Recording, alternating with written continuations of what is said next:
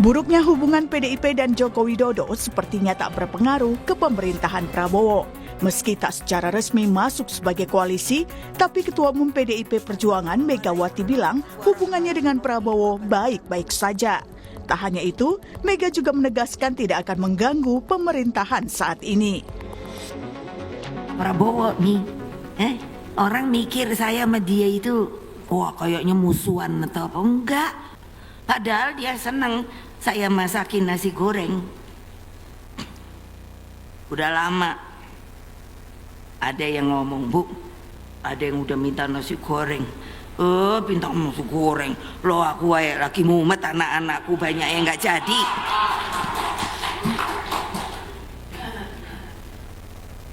Lagi itu loh memangnya nggak boleh? Ya boleh. Tapi kan prinsip, Mas. Bene wae aku nang kene wae, situ sono rame-rame. Apa aku ngerusui situ kan ya enggak toh. Kalau aku perlu situ kan ya enggak perlu ketemu toh. Aku bisa kok ngirim orang sampai gitu loh. Itu apa namanya? Strategi politik. Klaim PDIP sebagai mitra strategis pemerintah ditanggapi Gerindra. Ketua Harian DPP Partai Gerindra yang juga Wakil Ketua DPR RI, Sufmi Dasko Ahmad, menyambut baik komitmen itu. Menurut Sufmi, sinergi sebagai mitra strategis sangat penting. Mengenai PDIP yang menyatakan akan menjadi mitra strategis sebagai pemerintah, tentunya kita menyambut baik. Karena sumbangsih dari semua anak bangsa kita perlukan dalam mewujudkan gagasan dan ide-ide Pak Prabowo yang dituangkan dalam Asta Cita. Nah, oleh karena itu sinergi sebagai mitra strategis itu sangat penting yang kami rasakan. Penegasan hubungan Mega dan Prabowo ini pun mencuatkan pertanyaan, apakah kedua tokoh ini akan bertemu? Mega Prabowo memang dikenal punya hubungan yang erat, apalagi keduanya pernah maju sebagai capres-cawapres di pemilu 2009. Tak hanya itu, hubungan keduanya lekat dengan nasi goreng. Prabowo katanya sangat suka nasi goreng buatan Mega. Soal pertemuan ini pun ditanggapi oleh politisi PDIP Arya Bima. Katanya, Megawati tidak ada persoalan untuk bertemu, meski kapan waktunya belum dapat dipastikan. Seorang Ibu Mega yang Ketua Umum PDI Perjuangan yang menang Pileg, Pak Prabowo Ketua Umum Gerindra yang menang Pilpres, ya, tidak ada persoalan, bahkan tidak bermusuhan, bahkan bersahabat dengan diplomasi nasi goreng. Cuma pertemuan kedua beliau, saya menangkap jangan dikerangkakan dalam kerangka mau koalisi. Ya. Berikan kesempatan pertemuan kedua beliau original, tidak usah didesain, tidak usah terlalu dikonstruksikan untuk masuk kabinet misalnya. Pertemuan itu baik, apalagi dengan tujuan yang baik. Antar kedua tokoh akan memberikan kesejukan dalam program dinamika bangsa ini ke depan. Menurut saya yakin pasti akan ketemu. Kalau pertemuan itu terjadi, maka ada pertalian batin dan pertalian pikiran antara Ibu Mega dan Pak Prabowo. Lalu apakah posisi PDIP sebagai mitra strategis pemerintahan Prabowo akan ditegaskan dalam pertemuan Prabowo-Megawati? Tim Liputan Kompas TV. Saudara, buruknya hubungan PDI Perjuangan dan Joko Widodo sepertinya tidak berpengaruh ke pemerintahan Prabowo Subianto. Meski tidak secara resmi masuk sebagai koalisi, tapi Ketua Umum PDI Perjuangan Megawati bilang hubungannya dengan Prabowo baik-baik saja. Lalu apakah klaim sebagai mitra strategis pemerintahan akan berujung pada pertemuan Prabowo Mega? Dan seperti apa pula takaran untung rugi jika PDI Perjuangan merapat ke pemerintahan saat ini? Kita bahas di pagi hari ini dengan sejumlah narasumber. Ada juru bicara PDI Perjuangan, ada Mas Guntur Romli. Selamat pagi, Assalamualaikum Mas Guntur. Waalaikumsalam, selamat pagi. Ya, kemudian juga ada pengamat politik sekaligus Direktur Eksekutif Indo Strategik, ada Mas Ahmad Hoirul Umam. Selamat pagi Mas Umam. Selamat pagi Mbak Aristi, pagi Mas Guntur. Iya, Pagi, kita Mas. kita membahas ya, yang satu partai politik pemenang Pileg, yang satu partai politik pemenang Pilpres begitu ya, Gerindra dan PDI Perjuangan. Nah, saya ke Mas Guntur dulu. Mas Guntur, ini kan Ya. kemarin Mas Hasto diperiksa oleh penyidik KPK untuk pertama kalinya dalam statusnya sebagai tersangka. Saya mau konfirmasi dulu, betul nggak sih ada hubungan atau komunikasi antara Bu Mega sama Pak Prabowo di Minggu malam? Kalau katanya sih informasinya, kabar-kabarnya, benar nggak sih Bu Mega ini sempat nelpon Pak Prabowo pada Minggu malam? Oh, nggak ada itu, Mbak. Komunikasi antara Ibu Megawati dengan Pak Prabowo itu malah sudah jauh-jauh sebelumnya terkait mau perayaan HUT PDI Perjuangan. Waktu itu kan rencananya HUT PDI Perjuangan itu mau diadakan secara besar itu kan di Jakarta, dan rencananya juga mau ngundang presiden ya. Tapi karena kemudian ada kondisi ingin lebih sederhana acara tersebut, maka akhirnya diadakan secara internal. Jadi komunikasi antara Pak Prabowo dengan Ibu Megawati sudah jauh-jauh hari, Mbak. Saling mengirimkan utusan itu kan. Kemudian kan yang selalu ditanyakan oleh publik kan adalah perjumpaan fisik. Ya. Yang disebut dengan senior kami, Mas Arya Bima, itu kan soal diplomasi nasi goreng. Tapi kan kami melihat sebenarnya dua tokoh kan sudah bertemu secara ideologi, sejarah sudah bertemu. Kemudian juga yang paling menurut kami yang sangat menyentuh ya perhatian Pak Prabowo Presiden kepada Ibu Megawati ini soal menindaklanjuti pelurusan sejarah Bung Karno dan pemulihan hak-hak Bung Karno sebagai Presiden pertama Republik Indonesia yang beliau sampaikan dalam HUT PDI Perjuangan 52 tahun ya waktu di sekolah partai.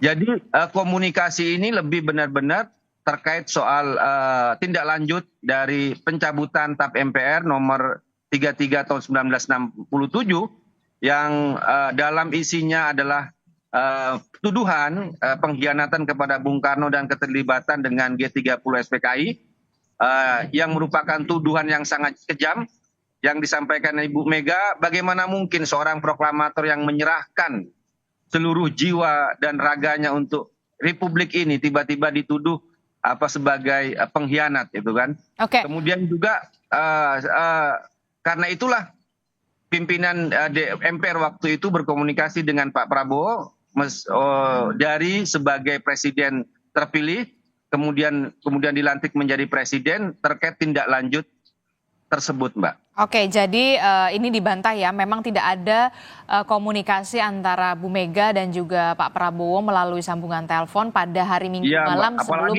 Apalagi bahas kasus tuh nggak mungkin itu, Mbak. Bahas kasus atau cari posisi pemerintah itu nggak mungkin dilakukan oleh seorang Megawati Soekarno Putri, itu tidak mungkin, Mbak. Tapi lebih ke soal kebangsaan ya. Dan Bung Karno kan dilihat bukan hanya sebagai ayah biologis dari Megawati Soekarno Putri, tapi sebagai bapak bangsa, sebagai proklamator kemerdekaan Indonesia yang memiliki sejarah yang panjang ya. Tapi kan di situ masih ada rintangan TAP MPR tahun 67 yang masih memberikan tuduhan yang sangat kejam terhadap Bung Karno. Itu lebih ke situ, Mbak. Oke, baik.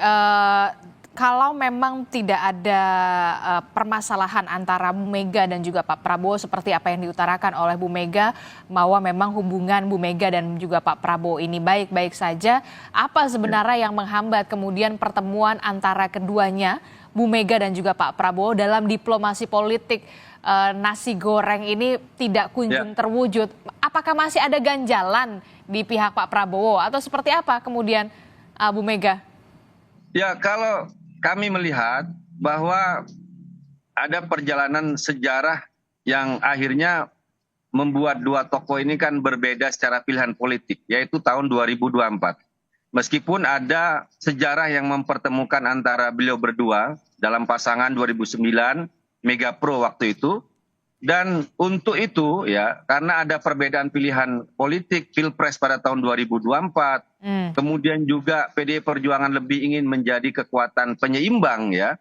Jadi yang ditegaskan oleh Ibu Megawati Soekarno Putri dalam sistem presidensial kan tidak ada istilah oposisi dan koalisi. Yang ada adalah berada di dalam atau di luar pemerintahan. Jadi meski PDI Perjuangan berada di luar pemerintahan atas pilihan ya, karena pilihan politik yang berbeda pada Pilpres 2024 dan itu juga dinyatakan oleh Ibu Megawati, tapi berada di luar pemerintahan itu tidak bisa disebut sebagai oposisi. Atau seperti ingin mengutip dari senior kami, Mas Ahmad Basarah, yang juga sangat intens komunikasi dengan Pak Prabowo sebagai pimpinan MPR waktu itu, meskipun PDI Perjuangan berada di luar pemerintahan, tapi tidak sama seperti zamannya Pak SBY. Oke, tidak Kalau sama zamannya dengan Pak SBY itu kan, iya di luar pemerintahan tapi sangat vokal ya kan, sangat kritis waktu itu. Nah, jadi Nah, itu kalimat yang frasa diksinya mitra strategis itu apa sebenarnya? Berada di Ya, luar pemerintahan kah atau bagaimana ini penjelasannya? mitra strategis itu kan istilah yang disampaikan oleh Mas Pramono waktu Gubernur Jakarta terpilih waktu di Sukarnoran hari Minggu kemarin waktu ikut lari. Jadi mitra strategis ya dalam arti program-program pemerintah yang dalam arti yang berpihak kepada kerakyatan itu pasti akan didukung. Apalagi dalam konteks saat ini Mas Pramono itu kan gubernur terpilih yang juga harus menyesuaikan visi dan misi dan program-programnya dengan pemerintah pusat. Nah, di situ dilihat juga sebagai mitra strategis. Kalau Pak Prabowo tuh punya yang namanya makan bergizi gratis, programnya Mas Pram dan Bang Dul itu kan ada sarapan pagi gratis. Ini kan bagian yang juga saling melengkapi, Mbak. Ini disebut dengan mitra strategisnya di situ, gitulah. Jadi gimana nanti kenapa nggak masuk aja mendingan sekalian ke dalam begitu kalau memang mendukung adanya kebijakan-kebijakan yang pro rakyat begitu PDI Perjuangan? Bagi kami Mbak ya, kembali ke soal pilihan politik ketika Pilpres 2024, di situ ada suara rakyat, aspirasi rakyat yang dititipkan kepada Ganjar Mahfud yang waktu itu adalah pilihan dari PDI Perjuangan, maka di situ juga rakyat akan melihat konsistensi PDI Perjuangan. Tapi pada intinya terkait dengan perubahan kebijakan politik strategis, biasanya itu akan diputuskan dalam Kongres, Mbak. Dalam Kongres PDI Perjuangan yang akan diadakan tahun ini dalam waktu yang dekat dan insya Allah juga Presiden Prabowo akan diundang dalam Kongres tersebut. Ya kita lihat apakah di situ nanti ada perubahan atau sebenarnya juga perubahan kebijakan politik strategis itu juga bisa diambil oleh Ibu Ketua Umum, oleh Ibu Megawati Soekarno Putri, gitu Mbak. Oke, berarti keputusannya kita lihat nanti di Kongres ya? Ya Mbak. Ya. Oke, tapi kemudian saya tanya dulu ke Mas Umam. Mas Umam, ini kalau ada diksinya mitra strategis ini, jadi gimana nih? Sebenarnya PDI Perjuangan bakal vokal nggak untuk mengkritisi pemerintahan yang sekarang? Ya Mbak Adisti, penegasan dengan menggunakan terminologi mitra strategis itu tampaknya memang menjadi sebuah momentum yang kemudian menegaskan bahwa PDIP tampaknya mencoba untuk mengatur ulang strategi. Karena bagaimanapun juga penegasan sebagai mitra strategis itu seolah kemudian memberikan ruang bahwa PDIP akan sedikit melunak atau daya kritisnya tentu akan diatur sesuai dengan proporsi dan juga kalkulasi kepentingan yang ada. Memang dalam konteks strategi politik hal itu sah-sah saja, terutama dalam situasi turbulensi yang penuh dengan ketidakpastian. Dan saya yakin teman-teman PDIP juga mencoba untuk melakukan rekalkulasi kembali. Karena ada elemen kekuatan tertentu yang disinyalir mencoba untuk memanfaatkan sel-sel jejaring kekuasaan untuk mengacak-acak atau dalam bahasa Bu Mega mengawut-awut yang kemudian akan berdampak secara signifikan terhadap soliditas internal di PDIP. Nah itulah kenapa kemudian strategi itu digunakan yang notabene sangat berbeda dengan karakter oposisi PDIP selama ini. Nah oleh karena itu ini yang kemudian mencoba untuk dilakukan oleh Bu Mega dalam proses komunikasi kemarin. Kalau misal memang tadi Mas Guntur tidak mengkonfirmasi misal tidak ada komunikasi langsung antara Pak Prabowo dengan Bu Mega, tetapi kalaupun iya tentu itu adalah sesuatu yang biasa saja. Tetapi dalam konteks komunikasi politik, kalaupun tidak ada komunikasi, let's say, via telepon atau lewat orang ketiga misalnya, maka statement kemarin adalah sebuah penegasan bahwa Bu Mega mencoba untuk membangun komunikasi secara verbal maupun non-verbal, secara langsung maupun tidak langsung dengan istana dalam konteks ini kekuasaan. Fungsinya beberapa hal. Salah satunya adalah menjaga soliditas internal dari elemen kekuatan yang berpotensi untuk melakukan hantaman terhadap internal di PDIP. Yang kedua mencoba untuk merangkul kekuasaan yang kemudian diharapkan barangkali bisa menjadi alat kekuatan untuk menggebuk balik elemen kekuatan yang mencoba untuk mengawut-awut PDIP itu sendiri. Nah, ini adalah bagian dari strategi dalam konteks kekuatan tertentu. Memang ini adalah upaya untuk ya merekalkulasi, tetapi sebenarnya ada tujuan dan maksud tertentu di balik penegasan mitra strategis dalam konteks pluralisme dengan pemerintah ke depan. Oke, jadi benar ada rekalkulasi di sini PDI Perjuangan untuk memberikan sinyal kepada istana, Mas Guntur. Ya, kalau kami melihat tidak Mbak ya, bukan soal masalah politik praktisnya di situ, Mbak. Soal apakah akan masuk dalam pemerintahan atau tidak. Tapi kalau kembali kepada pidatonya Ibu Ketua Umum, itu kan benar-benar terkait soal sumbangan atau ideologi Bung Karno ya, yang sekarang kita melihat bahwa disitulah yang perlu ditindaklanjuti sebagai bagian dari keputusan MPR ya, pencabutan TAP MPR yang lama. Jadi kami lebih melihat kepada seperti itu, Mbak, bukan ke soal apakah mau masuk ke dalam pemerintahan atau tidak. Tapi pada intinya kan Ibu Megawati mengatakan bahwa beliau dengan Presiden Prabowo kan tidak ada masalah atau malah bukan bermusuhan atau kan enggak itulah. Jadi lebih ke soal gimana kita melanjutkan warisan ajaran Bung Karno dalam tindak lanjut TAP MPR itu gitulah. Itu, Mbak. Terkait mitra strategis ya, kalau kami membaca dari pernyataan senior-senior yang disampaikan di media, kalau mitra strategis itu pernyataan Mas Pramono Anung, kemudian juga kalau Mas Ahmad Basara adalah mendukung pemerintahan Prabowo ya, tapi tidak dari dalam pemerintahan. Kemudian kalau Sekjen PDI Perjuangan Mas Hasto menyatakan tetap sebagai kekuatan penyeimbang ya kan, tapi tidak dalam rangka oposisi. Okay. Gitu. Jadi ini kan wacana yang muncul dari senior-senior PDI Perjuangan yang saya kira intens ya berdiskusi dengan Ibu Ketua Umum ya. Tapi kalau kami kembali kepada konteks ya, pernyataan dari Ibu Megawati yang kemudian sekarang ditafsirkan agak berlebihan menurut saya oleh media, sebenarnya itu kan penghargaan Ibu Megawati terhadap tindak lanjut yang dilakukan oleh Presiden Prabowo terhadap pemulihan nama baik Bung Karno. Bagaimana nama Bung Karno itu dipulihkan dari tuduhan-tuduhan yang kejam terkait dengan misalnya dianggap komunis, ini kan selalu muncul diarahkan kepada PDI Perjuangan ya kan. Padahal kan Bung Karno sendiri punya ideologi marhainisme sebagai alternatif terhadap komunisme. Tapi kan selalu dituduh sebagai komunis, padahal beliau punya yang namanya marhainisme gitu, Mbak. Jadi lebih ke soal pelurusan sejarah dan pengembalian nama baik dan hak-hak Bung Karno sebagai Presiden pertama Republik Indonesia. Oke, jadi tidak tekanan pidato. Oke, jadi tidak ada yang seperti yang dikatakan Mas Umam, ada rekalkulasi di sana memberikan sinyal kepada istana dari pernyataan dari Bu Mega pada saat pidato di HUT kemarin ya. Tidak ada ya semacam itu ya. Kalau saya menyimak pidatonya Ibu Megawati dari Rakernas terakhir, kemudian pernyataan waktu HUT itu kan sebenarnya senafas. Beliau dalam arti tidak akan bermusuhan dengan Presiden Prabowo, dengan pemerintah Pak Prabowo, tapi berada di luar ya.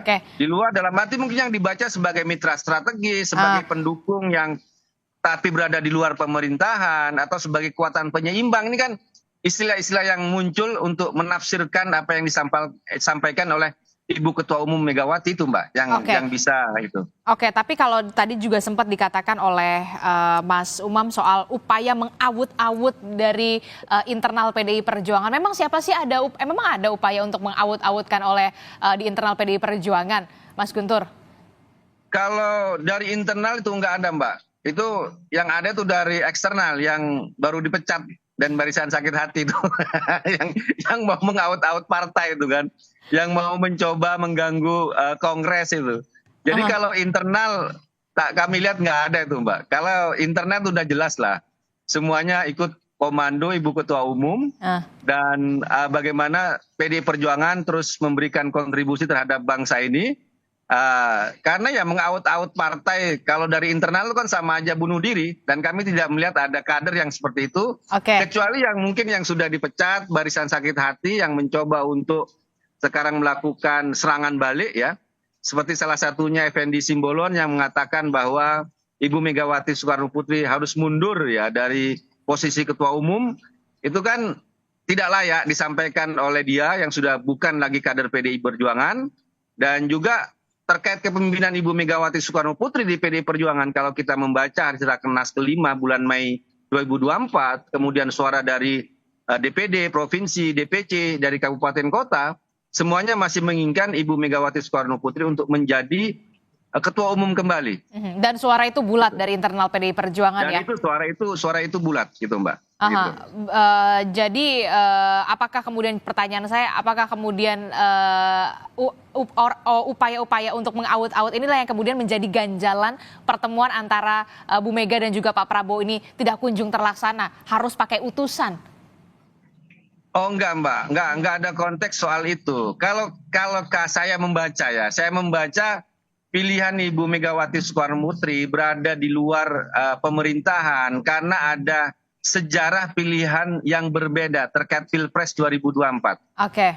Kan tidak layak, tidak etis orang yang tidak ikut berjuang memenangkan Pak Prabowo, kemudian tiba-tiba masuk, kemudian tiba-tiba bisa disebut dengan minta jabatan, minta ini, minta itu, kan nggak etis. Itu kan bukan karakter PDI Perjuangan. Oke. PDI Perjuangan adalah partai yang benar-benar berjuang ya, menikmati dengan hasil keringat sendiri, bukan hasil pemberian, tapi kerja keras yang dibuktikan oleh para kader. Dan itu yang selalu ditanamkan oleh Ibu Megawati Soekarno Putri. Tapi meskipun kami berada di luar pemerintahan, tidak bisa dibaca sebagai oposisi atau ingin mengganggu pemerintahan Pak Prabowo, tidak. Ya mungkin istilah bagus itu ya istilah mitra strategis atau mendukung tapi berada di luar pemerintahan. Itu kan Ya diperhalus lah ya, yang bisa diperhalus dibaca, ya. Begitu. Ya, gitu. Oke, saya ke Mas Umam. Mas Umam, ini menarik sekali. Tadi kata Mas Guntur, upaya-upaya untuk mengaut-aut ini kalau dari internal PDI Perjuangan sih sebenarnya tidak ada. Justru mungkin dari orang-orang yang sudah dipecat dari PDI Perjuangan begitu, barisan sakit hati. Benar nggak nih, Mas Umam? Anda melihatnya? Ya, Mbak Adisti, yang disampaikan Mas Guntur tentu adalah bagian dari upaya untuk mendefense supaya kemudian tidak terjadi eskalasi dan juga instabilitas internal. Tetapi seringkali dalam konteks bagaimana pola permainan yang dilakukan oleh kekuatan-kekuatan politik untuk mengawut-awut, untuk mendelegitimasi kekuatan politik tertentu, seringkali memang melibatkan elemen internal. Meskipun itu belum terlihat dan itu bisa dikonsolidasikan dengan cepat.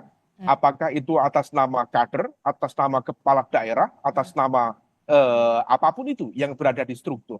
Tetapi begini, dalam konteks mitra strategis, tentu ini adalah sebuah upaya. Ada dua hal, Mbak. Pertama, memang PDIP mencoba untuk tetap berada di luar pemerintahan. Karena bagaimanapun juga ada captive market yang cukup besar. Terutama elemen kekuatan non-pemerintah yang akan dipegang oleh PDIP. Dan per hari ini PDIP sendiri adalah satu-satunya partai di luar pemerintahan. Kalau misal kemudian bisa dikomunikasikan yang dengan optimal, dikonsolidasikan dengan baik, tentu at least 15%, 14% itu bisa dicapai. Tetapi kemudian di saat yang sama sekali lagi, ada situasi yang sedang tidak baik-baik saja terkait dengan konteks dinamika yang bisa melibatkan elemen internal, tetapi juga didrive oleh kekuatan eksternal.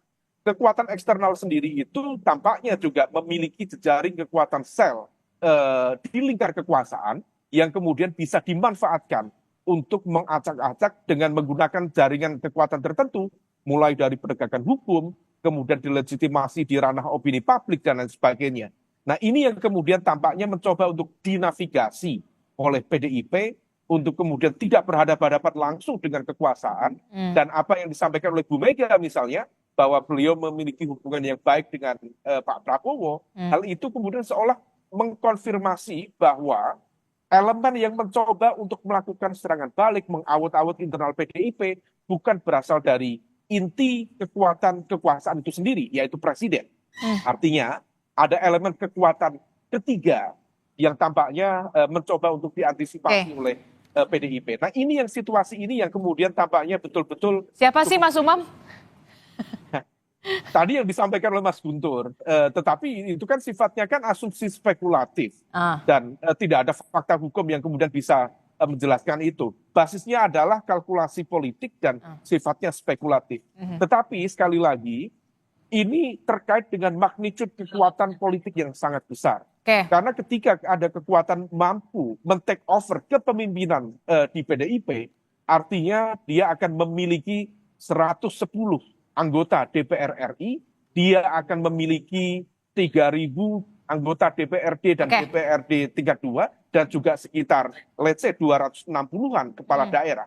Artinya memang most likely kalau misal kemudian itu dibiarkan, tentu efeknya sangat signifikan. Caranya mungkin tidak terlalu frontal, caranya adalah bukan dengan cara mengganti Bu Megawati, karena terlalu risky, terlalu berisiko Risiko. melakukan itu. Tetapi bagaimana kemudian membersihkan elemen-elemen di sekitar Bu Mega yang kemudian berpotensi memiliki daya pengaruh dan juga driving control terhadap Bu Mega dalam konteks insight informasi, kebijakan politik strategis dan lain sebagainya. Nah, di dalam konteks ini yang kemudian dibaca adalah penyingkiran misalnya Mas Hasto sebagai sekjen PDIP yang dianggap memiliki pengaruh yang cukup signifikan terhadap cara pikir, pengambilan keputusan, dan juga langkah-langkah strategis yang diambil oleh Bu Mega, itu sebagai langkah pertama yang kemudian akan dilakukan. Nah, hal ini yang tampaknya ingin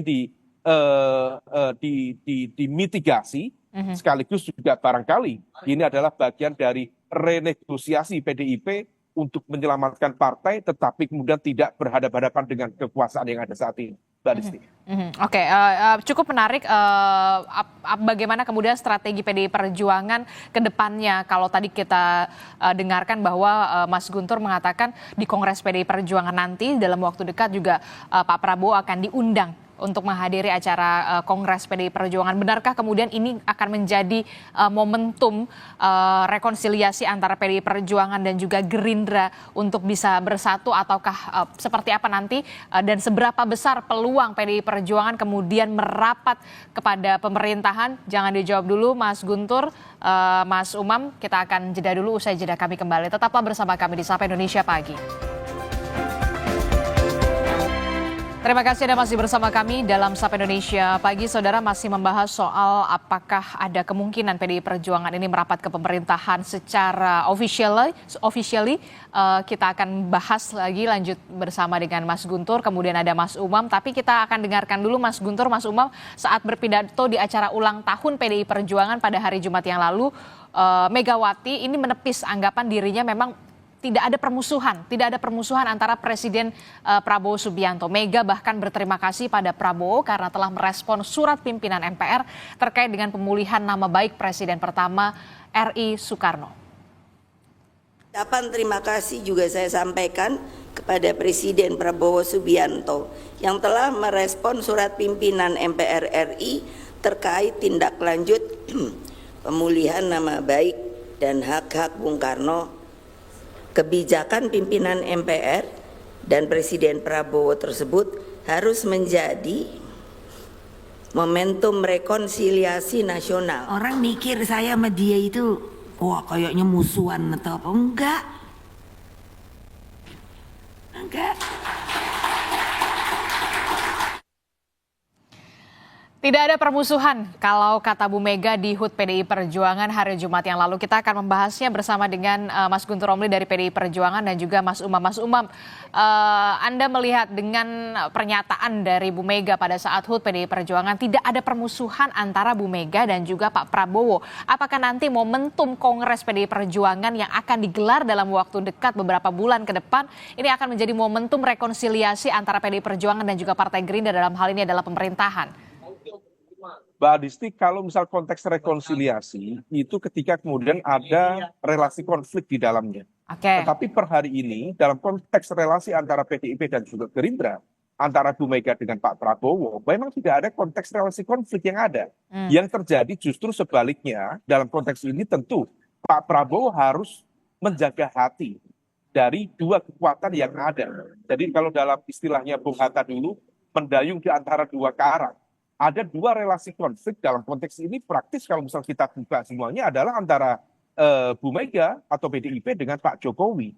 Sementara dua elemen kekuatan itu tentu memiliki garis historis, memiliki pola relasi yang cukup dekat dengan Pak Prabowo yang per hari ini menjadi Presiden Republik Indonesia. Situasi ini yang tampaknya mencoba untuk dinavigasi dan juga sekaligus dimitigasi oleh lingkar dekat di kekuasaan. Tetapi kalau misal kemudian ada upaya untuk misalnya mengundang presiden di Kongres PDIP yang akan datang, yang itu praktis tidak pernah dilakukan oleh PDIP selama periode pemerintahan Pak SBY misalnya, tentu ini memberikan pesan yang cukup menarik.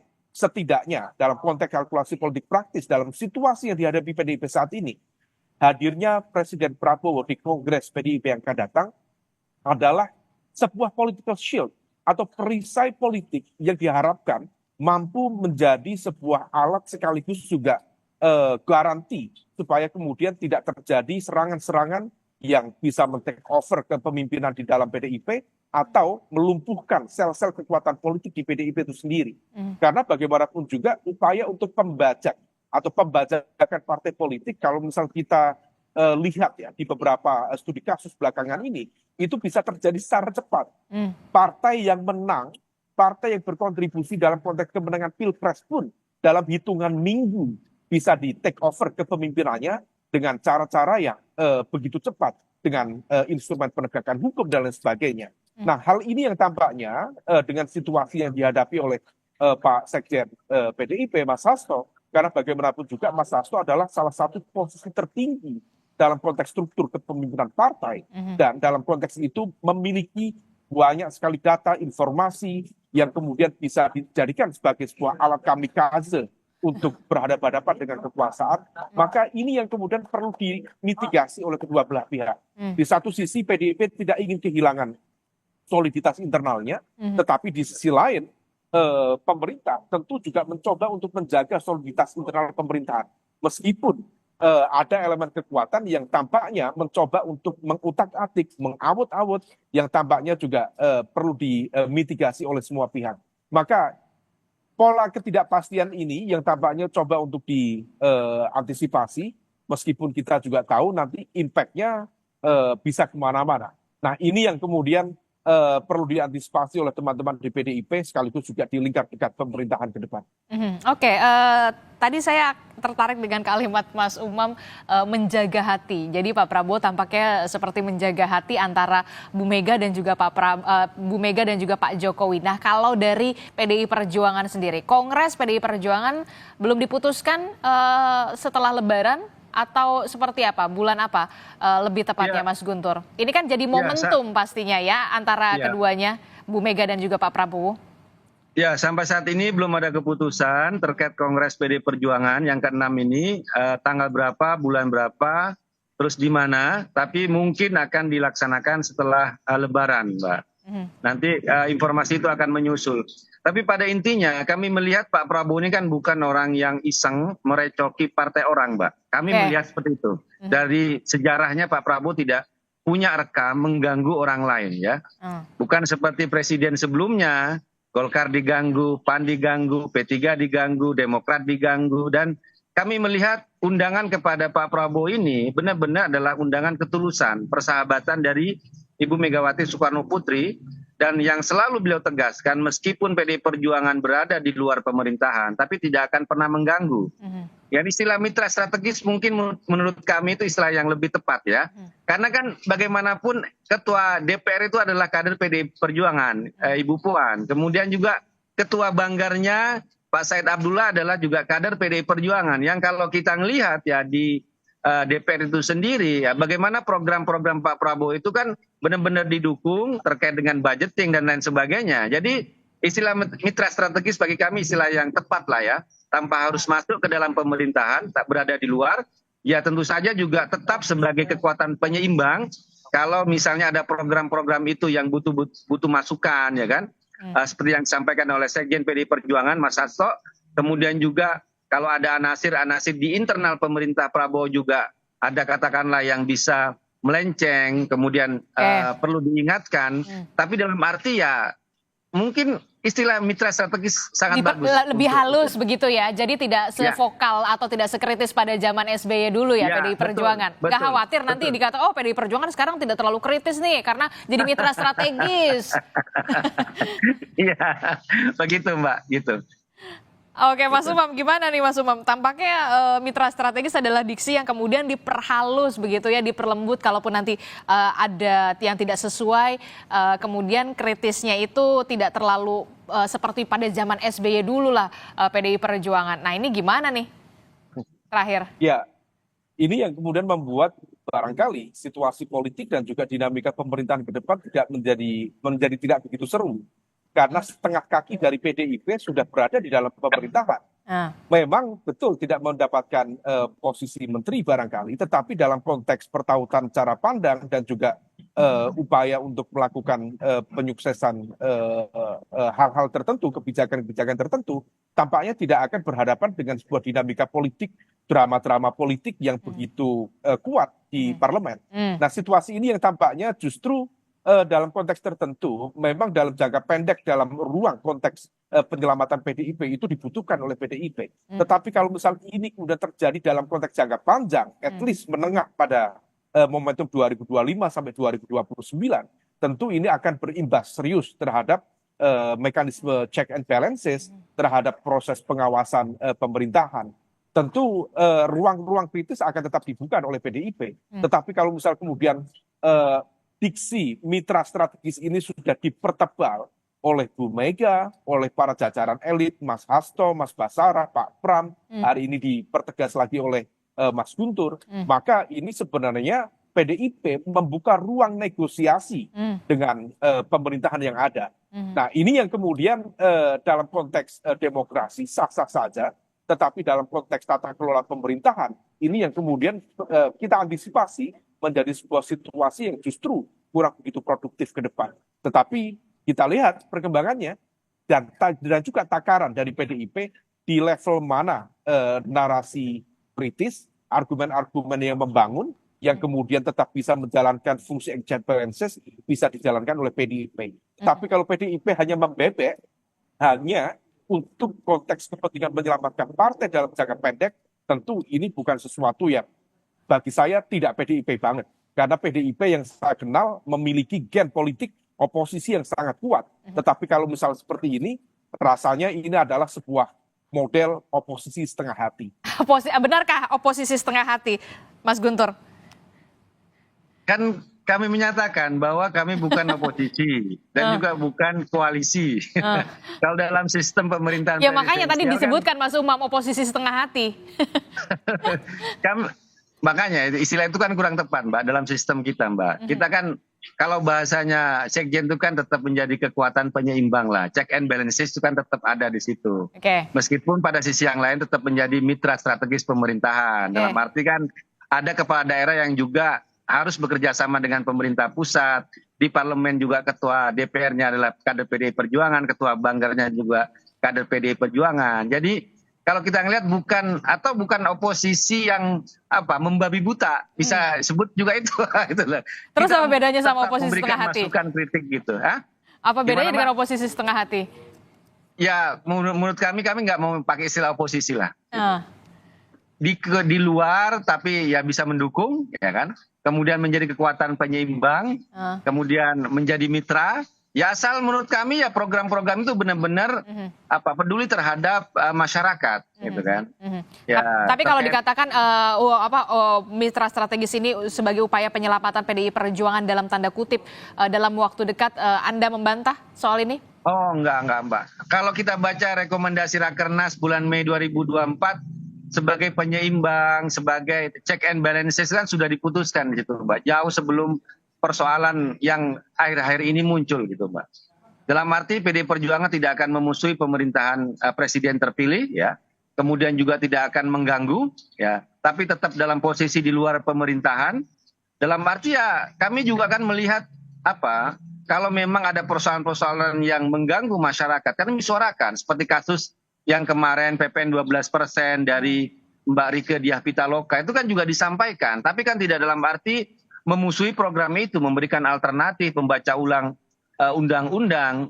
suara-suara kritis itu harus tetap disampaikan kepada pemerintah, Mbak, gitu. Maka Suara-suara dari kritis itu kami akan nggak tetap punya beban. disuarakan. Ya, nggak punya beban ketika kami juga berada di luar pemerintahan eksekutif, ya. Tapi kan kami punya mekanisme juga di legislatif, gitu. Jadi tergantung menurut kami itu program-program apa yang disampaikan oleh Presiden Prabowo. Kalau bagus ya kita dukung, Mbak, gitu lah. Gitu. Oke, kita akan tunggu bagaimana nantinya momentum pertemuan antara Bu Mega dan juga Pak Prabowo pada Kongres PDI Perjuangan. Apakah benar akan terwujud? Apakah ini akan menjadi momentum yang pas untuk seorang Megawati Soekarno Putri dan juga Pak Prabowo untuk bertemu? Termasuk juga kemungkinan peluang-peluang selanjutnya PDI Perjuangan untuk bisa masuk ke pemerintahan, ataukah kemudian yang seperti dikatakan oleh Mas Guntur tetap sebagai mitra strategis begitu ya. Terima kasih, kita akan tunggu bagaimana nanti perkembangannya. Mas Guntur, terima kasih. Mas Umam, terima kasih telah bergabung bersama kami. Sehat selalu. Assalamualaikum, selamat pagi Bapak-Bapak. Waalaikumsalam warahmatullahi wabarakatuh.